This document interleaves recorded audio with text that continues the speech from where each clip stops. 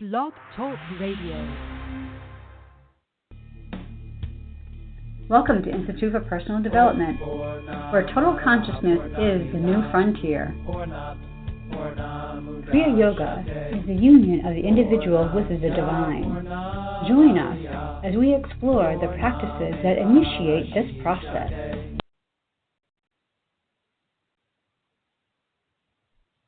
Good morning. Welcome to the Voice of Yoga. Let's Talk Consciousness. I am your hostess, Lisa Winton, and with me is Kenny Choi, also known as Swami Jayananda, founder of the Institute for Personal Development, located here in Hampton, New Hampshire. Good morning, Swami. Thank you for being here today. How are you? Good morning. I'm doing pretty good today. And how about you? I'm doing great today. Thanks for asking. And I want to thank you, listeners, for tuning in.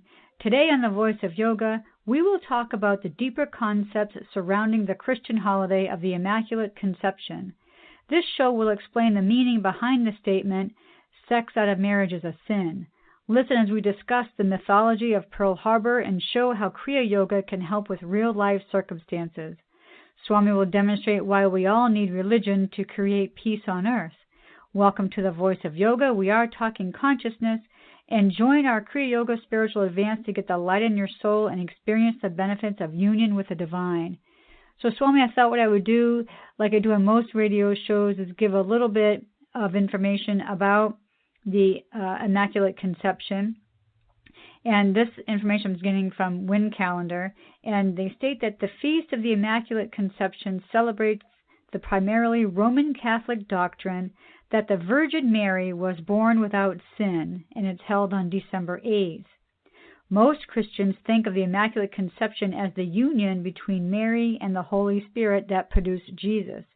But in keeping with the Roman Catholic doctrine that Mary lived a life without sin, her conception was immaculate or without sin. Now, I know you have a lot of information you'd like to talk to us about sin, so why don't you get us started? Yeah, the whole concept of the Immaculate Conception, I guess, can be a phenomena that may have happened 2,000 years ago, and whether you believe it or you don't believe it, and if you do believe it, you spend most of your time defending it. But in Kriya Yoga, we really kind of ask the question, what does belief have to do with religion? And when you start to unbox this concept, what we try and do is we try and look at the Immaculate Conception as something that we can all do, and we can do it now, and it doesn't depend on belief at all. But what you have to do is just kind of, I think, really look at the terms, open them up, and rather than look at something that might have happened 2,000 years ago, try and look at the Immaculate Conception more as the union that an individual has with the Holy Spirit.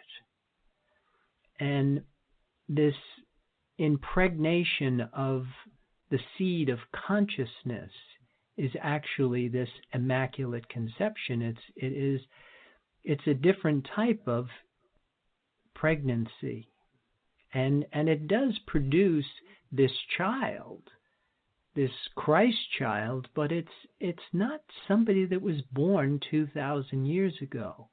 It's actually a state of being, and it's an experience that we have today. And when you start to look at these things, I think in a much more experiential level, and then of course you look at the experiences that we get as a result of undertaking these instructions that the origins of our religions were founded on, we start to see how they produce a completely different experience for a human being. Well, in my research, I came across this quote, and it says, God gave Mary a pure soul, incapable of sinning when she was received. It prepared her to be the mother of Jesus Christ, the Messiah. So what is the myth behind that? The fact that God gave Mary a pure soul incapable of sinning. Yeah, and the whole thing is you have to look at the term sin, because, again, most of us think it has something to do with our behavior, that we think the Virgin Mother is actually a woman that is sexually unknowing. But in certain cultures, in certain places, the Virgin wasn't a woman who was sexually unknowing. It was actually a woman who was not married. And of course, to have a child out of wedlock was considered a virgin birth. But on a much deeper level, sin really doesn't have much to do with our behavior, our conduct, or choices that we make. Sin is really missing the mark. And when you understand sin as the simple fact that we're disconnected from a resource of energy that really allows us to become this human in the adult state, then you've got a better handle on it. So to live without sin means that you are not making the mistake that most of us are, is we're not drawing from an energy field that is limiting. So you're saying that's the real sin, is when we're not trying to connect to this life force that is what animates all living things. That's the sin. Yeah, and even though we come in and we're connected, our bodies aren't craving this life force. That the image of Mary, really, the feminine image, is the representation of our physical bodies, which is represented by instinct, appetite, preservation, and survival. And so the sin is when our bodies come in and we look for food, mother, and approval for validation. We're looking for something visible and tangible to actually produce a feeling in our bodies that we're okay. And of course, the concept of being born without this original sin means that you actually come in with programming that your body will look for this indivisible, unified state, this life force, this tree of life for validation. But because most of us are born with this original sin, we had to be taught how to separate from our attachment to things visible and tangible, and then connect to this invisible, intangible source of sustenance.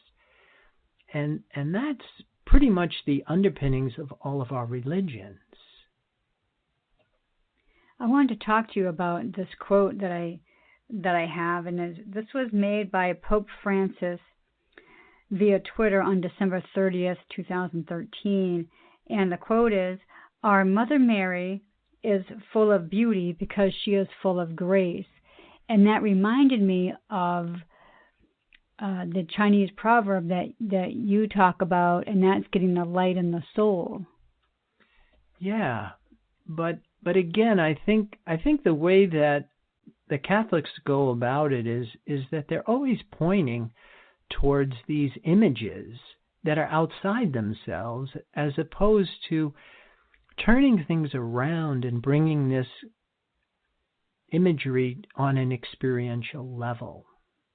Like you say, the Chinese proverb, when there's light in the soul, there's beauty in the person.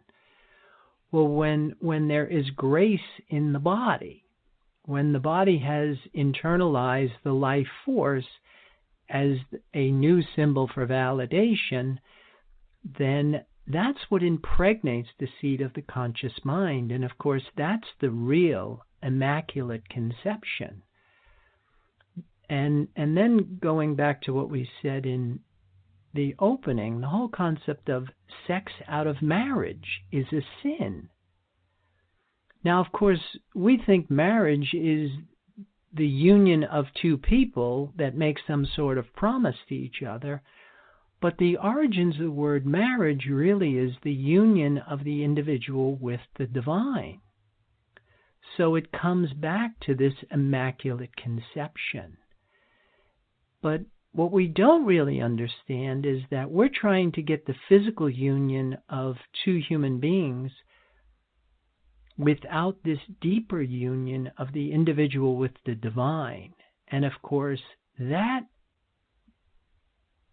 I want to say, experience of intercourse is a sin. It's missing the mark. It's trying to do something without all the pieces. We weren't designed to perform on particles and waves. We were designed to perform on this indivisible unified field, this life force. And of course, when we do, it changes who we are. Now, somebody first listening to this program is probably going to say, wow, yeah, that's great. I get that. But how do I do it? How do I make that connection using the body? Yeah, see, that's of the utmost importance, is that you have to use the body. And that's why I embraced yoga, and particularly the type of yoga that I teach, Kriya Yoga, which is in 8 essential stages, and not a lot of the watered down, more popular types of yoga that is just physical exercises. But this yoga of the union of the individual with the divine has a lot of preparatory work that has to be in place that we kind of talked about last week, that these 4 weeks before Christmas were an important part where we would actually prepare our bodies for this conversion. And the conversion isn't going from Presbyterian to Methodist or Methodist to Catholic. The conversion was going from a human being that is looking for things visible and tangible attached to particles or waves to a human being that draws upon this indivisible unified field. And when we do that, then all of the changes start to take place. Then you start to understand the real meaning of the word transform. I'm glad you mentioned our show last week when we talked about the Advent and the 4 weeks, the 4-week preparation. So I want to talk to you. So this is the second week, and this week represents hope. So how can we build hope into the show today, having to do with this Immaculate Conception?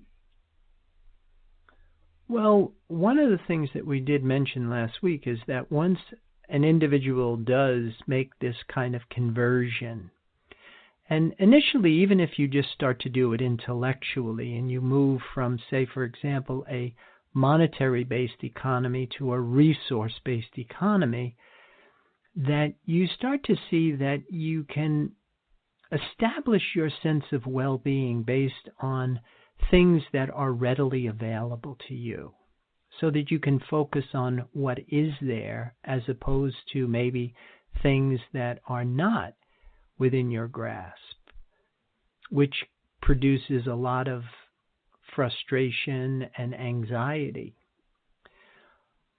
So that when you're building your sense of well-being based on what is there, you're much more hopeful. There's a calmness, there's a confidence that comes with these more reliable sources of sustenance. But I think the thing that we really have to understand is just like the Christian concept of Mary being without sin because she is filled with grace makes it impossible for her to sin, which is what we really have to understand, that when we make this connection, we get God's help. that this resource of energy that is never going to let us down is now supporting us from the inside. And that's where this hope comes from, this confidence, this clarity. Well, we're going to pause at this moment to hear a word from our sponsors. So, listeners, we'll return in a few moments.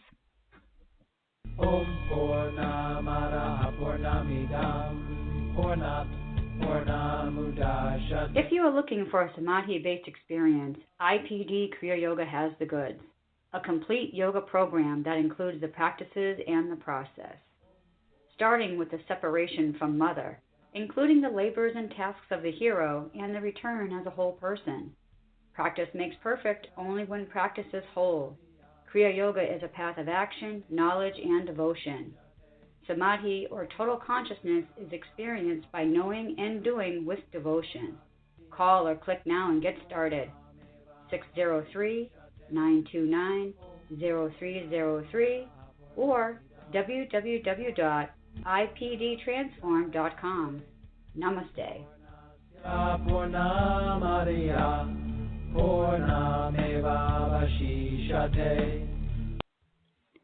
Welcome back. For those of you just joining us, you are listening to The Voice of Yoga, and we are talking consciousness. So we did want to also pay homage to another big event happening this week, and that's going to be Pearl Harbor Remembrance Day. So on Pearl Harbor Remembrance Day, it actually seeks to honor the victims of Japan's attack on Pearl Harbor. The attack is often cited as the catalyst for American involvement in the Second World War, given that President Franklin D. Roosevelt declared war on Japan the following day. So on 8 a.m. on December 7, 1941, without prior warning, the Imperial Japanese Navy Air Service attacked a naval station at Pearl Harbor, located on Oahu in Hawaii. The base was attacked by 353 Japanese fighter planes. In total, over 2,400 people perished. Another almost 1,200 people were injured. 4 U.S. Navy battleships were sunk and 188 aircrafts were destroyed. So I think what we want to do is talk about what are some of the things that we can learn about the attack on Pearl Harbor. What are some of the things that we can gain insight Kriya Yoga style?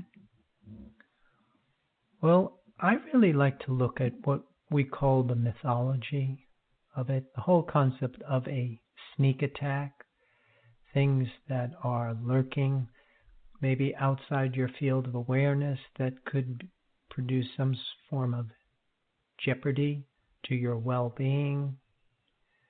And that myth, I think, is a really important thing, especially in relation to what we're talking about here, the Immaculate Conception, because there's an innate drive in all of us that we want to be a whole person, we want to be complete.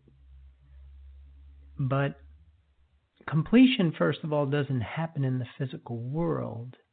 And in order for us to actualize this experience, we have to transform, we have to go through the physical. But if we do not initiate this process, if we do not experience this Immaculate Conception, this union of the individual with the divine, then there is a kickback that comes from an unlived latent potential that you want to be a whole person. And to me, I think that is the myth of the sneak attack. Well, I think it's interesting is that the purpose, I believe, for the Japanese to bomb Pearl Harbor was they wanted to immobilize the U.S. Pacific Fleet, which would allow them to advance into Malaya and the Dutch East Indies.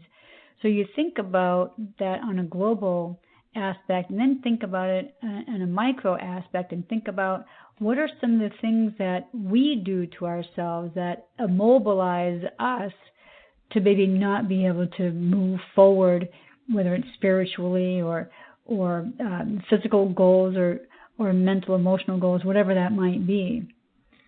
Yeah, that whole concept of sabotaging things and things a lot of times that we do or that we don't do to keep our guard up that being spiritual doesn't mean that you're a doormat. That when you're spiritual, you're able to stick up for yourself. You're able to defend yourself, because the warrior isn't a brutal murderer, but a defender of principle, truth, honor. And that's a big part of a spiritual practice, to be able to hold your position and to do it in a very ethical kind of a way. Well, isn't that one thing that's really very challenging is for any one person to be able to look outside their immediate scope of awareness and determine what is it that I think or that I say or that I do that may have some kind of effect on me in the very near future. And I think that's a skill set that is difficult for a lot of people to grasp and then difficult to even perform. Well, again, it comes with practice. If you sit around and wait for this to happen to you, it won't. But if you take responsibility and you start being introspective, analytical, observant, reflective on your life, if you are mindful, because what we're putting out is what we're getting back a lot of times, and we're thinking on different levels. So what isn't conscious is going to be unconscious or karmic.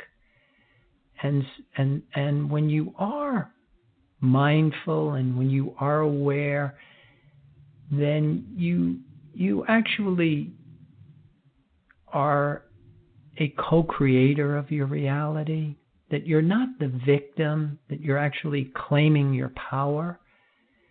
And then at the end of the day, it's really helpful if we sit back and reflect upon what's happened. And then if you find things that you think, wow, I could have done that differently, or I wish I would have done that differently, that's your chance for you to affect changes. Because isn't that the definition of insanity? Doing the same thing, expecting a different return. That if you are using your mental functions and you are intelligent and you are taking consideration for consequences, that you're going to be putting out things that will give you a much more beneficial return, hopefully.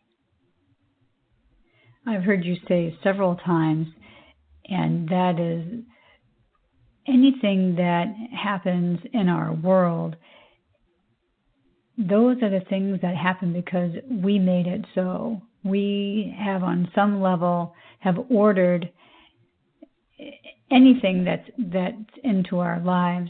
And that could probably be a pretty tough concept for a lot of people to grasp, because somehow we are conditioned to be the victim, like you were saying earlier. And I think that could be a big leap for some people in their spiritual practice to really start taking control and responsibility for what's going on around them. And that's where you employ your practice. And like we were saying, a big part of the Kriya Yoga practice is journal keeping. So at the end of the day, you do reflect on what you've done, and you do craft maybe better responses, so that in the event that you are in a similar situation, you're better prepared this time. That you're not the victim.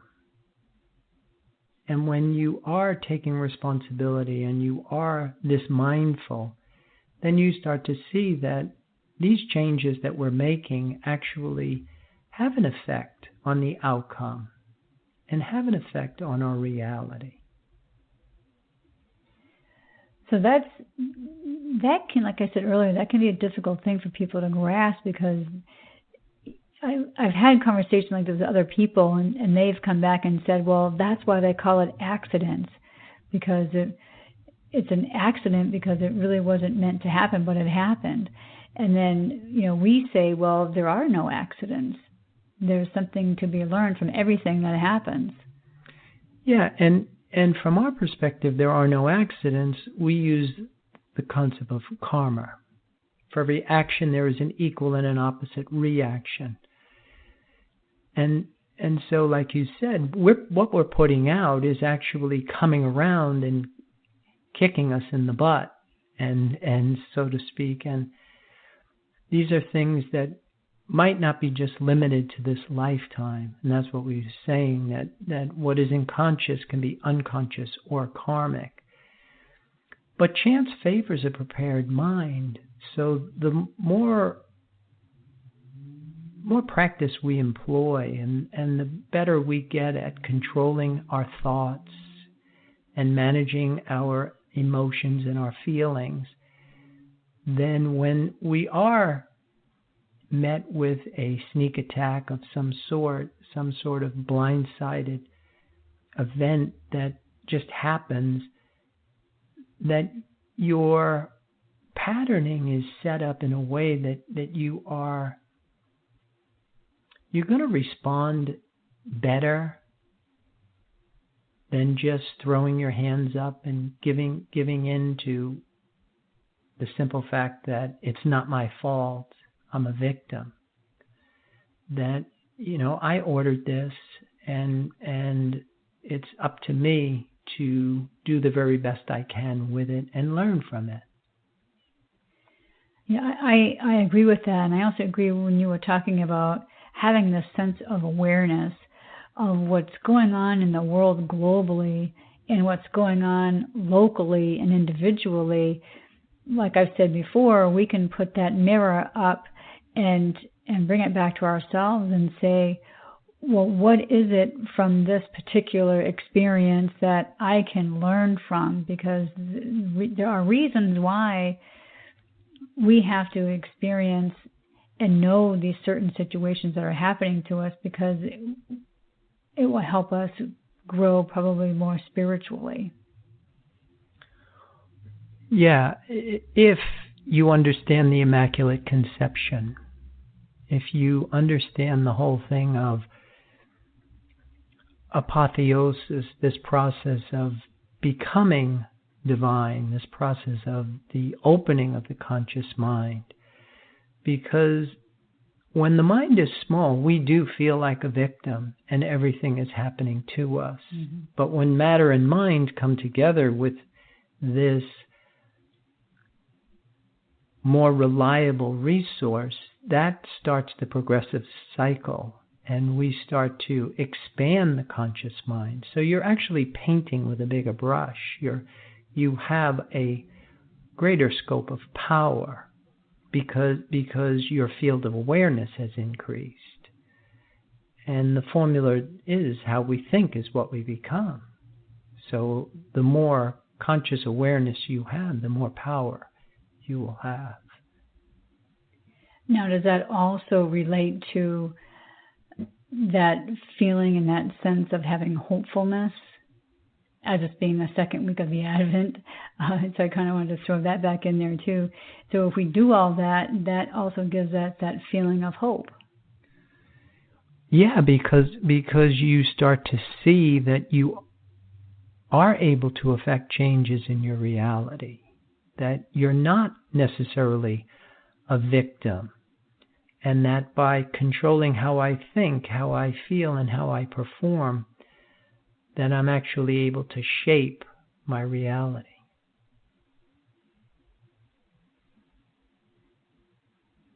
So for us to be able to do that, like you always say, we have to do it with the body. So for us to shape our reality and to do it with the physical body, how does that work? What does that look like? Yeah, that brings us back to the Immaculate Conception.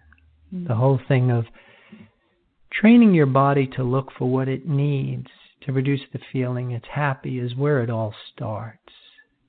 Having a sense of connectedness to this greater whole. And the benefits that come with this internal connection really start to reveal themselves once your mind starts to open, where you go from unconscious awareness to self-conscious awareness. And then you start to see that meditation isn't an activity you do independent of life, but it's a state of being. Yeah, I love that. That's great. Well, I think it's about that time we do have to start closing down our program. So, listeners, I'd like to invite you out there to visit the website. That's www.ipdtransform.com. Once you're there, please post comments about this show or any questions you may have for Swami to answer, or any other shows you may want us to consider. Then keep those comments, questions, curiosities coming, because Swami does enjoy hearing from you. Be sure to tune in next week. We are going to talk about an unboxed Green Monday. That's sure to be a great show. So, Swami, is there any other final thoughts or comments about today's show you'd like to share with our listeners? Well, I would like to wish everybody good luck with their Immaculate Conception, and be mindful of any sneak attacks.